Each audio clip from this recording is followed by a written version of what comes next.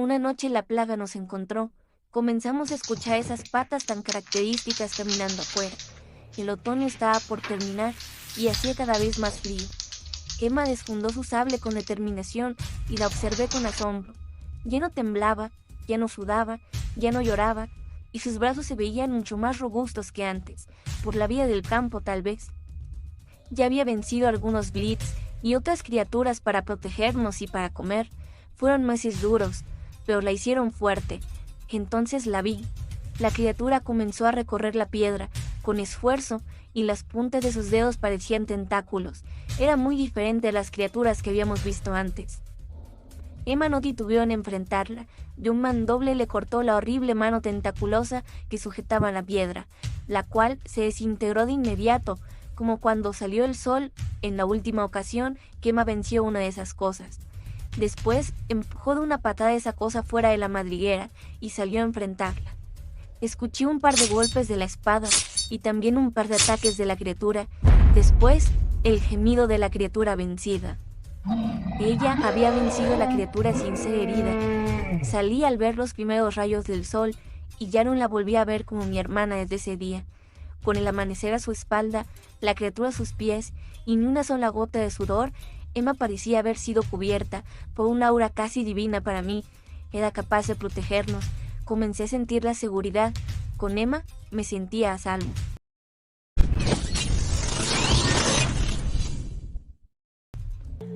Durante el otoño la comida no faltó, y celebramos con carne y frutas los cumpleaños de Mochi y el mío.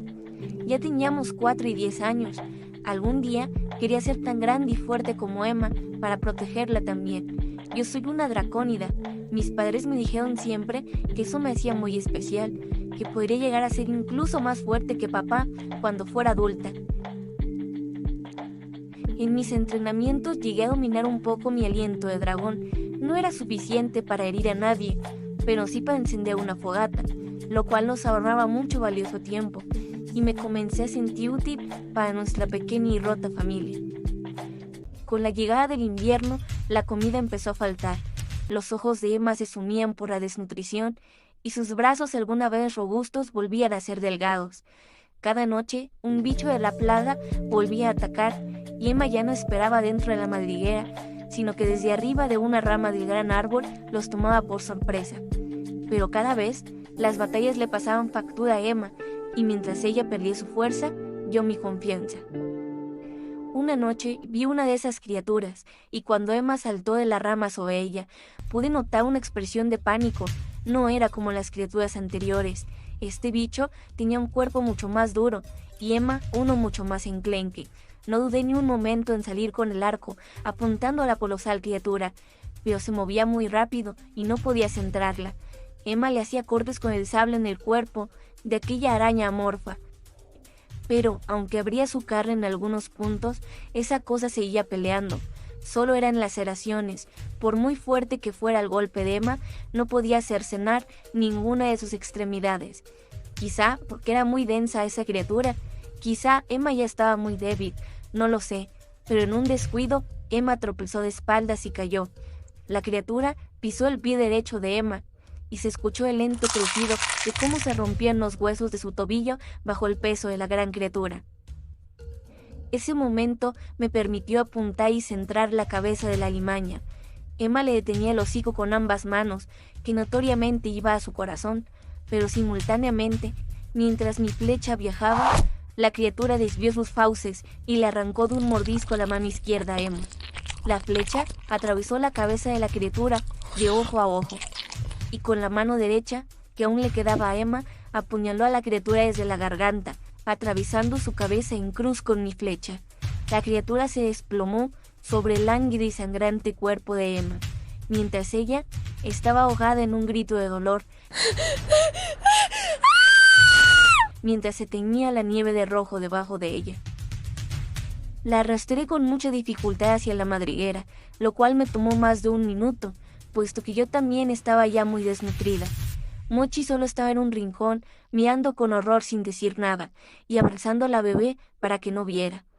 Ya no sabía qué de todo iba a matar primero a Emma, si la desnutrición, la hemorragia, la hipotermia o la plaga. pero yo iba a tratar de evitarlas todas ellas, aunque no sabía cómo. Emma solo me dijo una vez, entre sus gemidos de agonía: tienes que cauterizar la herida, y recordé que una de sus batallas más duras en el otoño volvió sin una oreja, y tomó un leño rojo de la fogata y lo posó sobre la herida. Eso hizo que su oreja dejara de sangrar. Entonces supe lo que tenía que hacer. Con mi aliento de fuego comencé a quemar el muñón sangrante de mi salvadora.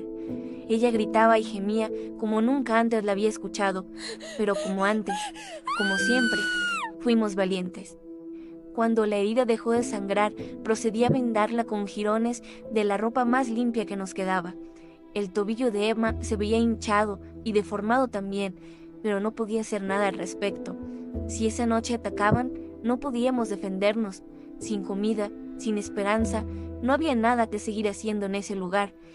Mientras Emma descansaba y trataba de no morir, delirando por la fiebre y el hambre, comencé a empacar las pocas cosas que aún teníamos y a sacarlas de la madriguera. Entonces vi cómo el enorme cuerpo de la criatura se desintegraba con el amanecer, pero al desaparecer, su hocico dejó atrás un trozo de mano semicongelada de Emma. Yo sabía lo que tenía que hacer. Sin que nadie se diera cuenta, tomé la poca comida que nos quedaba y la mano de Emma para hacer una sopa. Nunca le dije a Emma ni a Mochi de dónde había sacado esa carne. No fui capaz de comerla yo misma, pero en esas situaciones se hace lo que se tiene que hacer. Con 2 ramas grandes y una sábana, improvisé una camilla. En ella coloqué a Emma, al bebé y el equipaje. Mochi me siguió a pie y comencé a arrastrar todo a través del bosque durante horas, buscando el mar, un pueblo, lo que fuera necesario. No sabía ni a dónde iba, yo solo sabía que Emma necesitaba atención médica y yo era la única que podía ayudarla. Comencé a entender el miedo que ella sintió la primera noche que la plaga atacó, la responsabilidad de saber que todo lo que amas en este mundo depende solo de ti. Mientras el día avanzaba, sentía mi boca cada vez más seca, mis pies cada vez más pesados, mis hombros cada vez más adoloridos, pero no podía detenerme.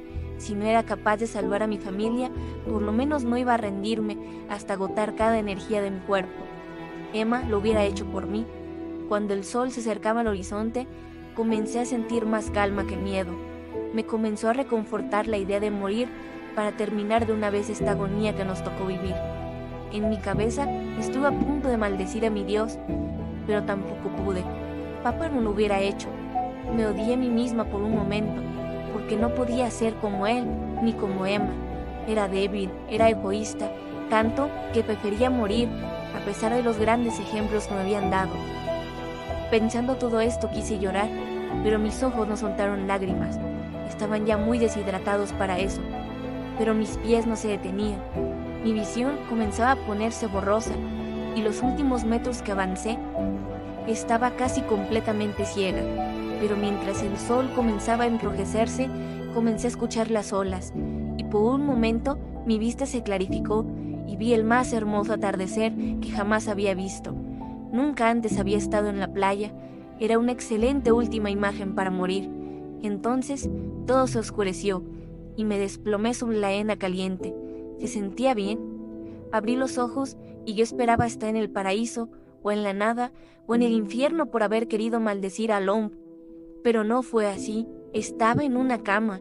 Un hombre joven me daba cucharadas de sopa. Estaba a salvo. Volteé a mi derecha y a través de una ventana veía las olas del mar.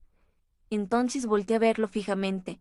Se dio cuenta que ya había recuperado la conciencia, y lo primero que me dijo fue: Mi nombre es Faust.